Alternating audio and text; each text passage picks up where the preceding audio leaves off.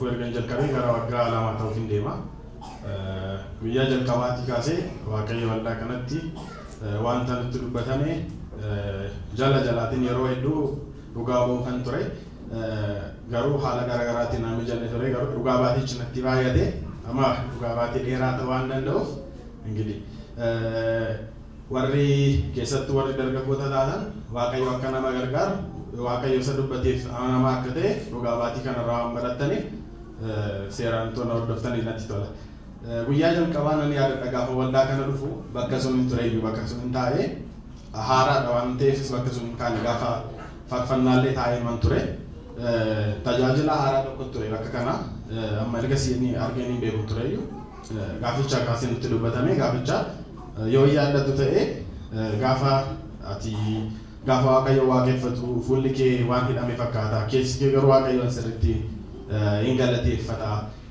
saniin achi waaqayyo immoo waan ati kadhattu si dhagaheera namoota deebii kee hin argattaan jedhanii turani. Sun booda guyyaa biraa raajaa daamuun haaluma kana naannoo siniin ture ataseesee bahii miila keetiin isti gara fuulduraatti deeminaan jedhanii turani. Yoggus keessa koo gaaffii guddaa ture iyyuu gaaffii guddaa suniif gara fuulduraatti deeminaan jedhanii gaafa deemu akkasumatti keessaa baataanaan jedhanii maanni yeroo suni ani gara naannoo Saarbeetii kanan hojjedha biiroo qacarameen hojjechaa ture gaaficha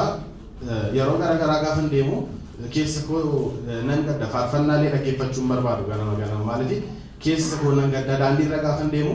akka nama waan mana hidhaatti deemu wayii akka waan lafa hin barbaanne deemutti wayiitti hojiitti deema maaliif waaqayyo asidhaa bakki koo kanatti aanaa yaaddu asidhaa ijoollummaa kootii kaatee gaafa natti dubbattu bakki koo asidhaa jedheen yeroo baay'ee dubbadha ture. Ergaan kun naa darbee gaafa karaa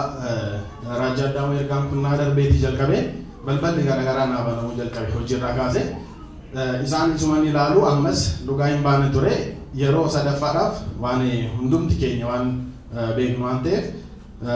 waaqayyo naan jedhani guyyaa biraa waaqayyo biyya kanaaf sammuu kee barbaada biyya kana irratti hojii garaagaraa hin hojjetta waaqayyo si gargaara naan jedhani natti dubbatanii akkuma ana sii galeen wiixata isaa namni ani beeku wayii ture naa bilbilee akka carraa naa bilbilee akkasitti hojiin wayii jira. Yoo dhageessanitu ta'e amma piroojeektiin jaakka hojjetamaa jiramti achi gubbaarratti akka hojiin akkasii jira asii kottu too hojicha ilaalinaan jedhanii gaafa inni dhaqu hojichis baay'ee akkuma inni barbaade ture hojicha hin jalqabe hojicha mataa kiyyaan hin jalqabe amma waaqayyo wanta gurguddaa wanta sadarkaa muummicha ministeeraatti ilaalamu hojjechuun jalqabe achi keessatti. Isumatti fufee yoo ilaaltanitu ta'e wanci irratti hojii gurguddaa karaa nama waaqayyootiin nutti dubbatan keessa hojii gurguddaa piroojeektii wanci irratti hojjedhee waan jireenya achi bakka qacarrii suniitis bahee kophaa kootti jechuu jalqabe. Sun booda amma miidiyaa irratti yoo ilaaltanitu ta'e illee yeroo baay'ee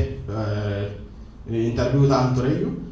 achirratti waaqayyo na gargaare ammas deebisee immoo guyyaa biraa asuma dhufeen ture waaqayyo hojii karaa biraa immoo siif banaan jedhan gaaficha immoo maaltu dhufe hojiin koriidaraa dhufe amma hojii koriidaraa irratti argitan meeksikoo dabalatee hojii wayiin garaagaraa waaqayyo nu gargaare isa hojjechaa ture hojii amma fakkeenya isaa koriidarii dhuma asirratti argitan kanallee keessatti hirmaachaa turre waaqayyo kana na gargaareera karaa hojii waaqayyo na galateeffadha.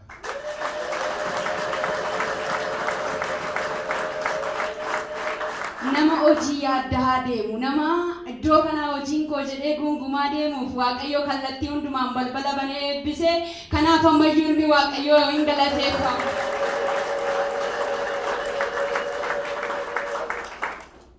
Dhugaa baatiin kun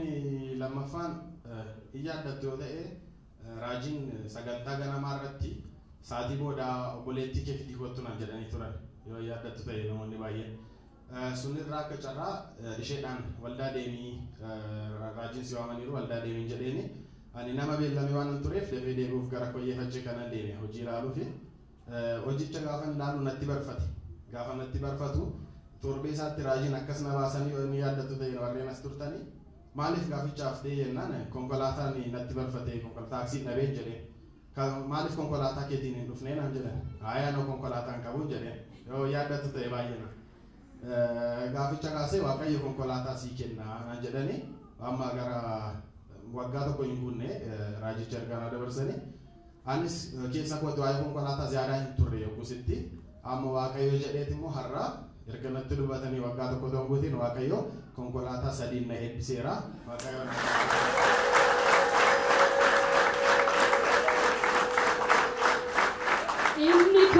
inni sunis hingama wanni jennaani maattu isaaf dadhabama ammayyuu illee cimaa isaan waaqayyo karoora konkolaataa kanatti sammuu kee keessaa hin qabnee fi baajataati yeroo sana qabdutu isaaf hin ga'u ture moo akkamitti karoora keessa hin galchine sababiin isaa dhalli namaa manumaaf konkolaataa karoorsa jalqabatti jedhee waan hin yaadee fi mee otoo karoora kee keessa yoo jiraatii waaqayyo dubbatee erga waaqayyo dubbatee atitti yaaduutti jette moo jalqaba garuu maalirraan kan kaasee yaaduu dhiisti? Yaadni yoggus balballi hojii akka seeraan naan baramne gatii konkolaataas baay'een qabu ture. Waa'ee konkolaataas immoo yaadun ture. Baay'inaan. Erga raajiin jedhanii itumaan ammas iyyaaniin konkolaataa jalqabaa gaafa ta'u namni daldalaa wayii kanan inni beeku kottumee naan jedhani gaafa konkolaataan gaarii wayii akkasii jira. Istii kana fudhadhu naan jedhani gaafichumaan fudhadhee konkolaaticha yaada kiyya keessan ture yaaduma waaqayyo waan ta'eef konkolaataa kana waaqayyotu qopheesse erga raajaa daamoodis kanatti dhufe ergaan kun konkolaataa kanaafi jedhee nan fudhadhe isa dhugaa boofitoon jedhutiin ture sun keessa immoo kan biraa dabalamanii waan jechuu barbaadu waaqayyo raajaa daamuudhaan nuuf haa eebbisu umurii dheeraa kennuufi ani akka dhuunfaatti yaada garaa garaa qabna namoota gaafa taanu amman waldaa kana dhufutti raajiitti nama nun ture dhugaa dubbachuudhaaf garuu raajiitti kanan akka amanu na godhan raajaa daamu waan ta'eef na eebbisaa raajaa daamu.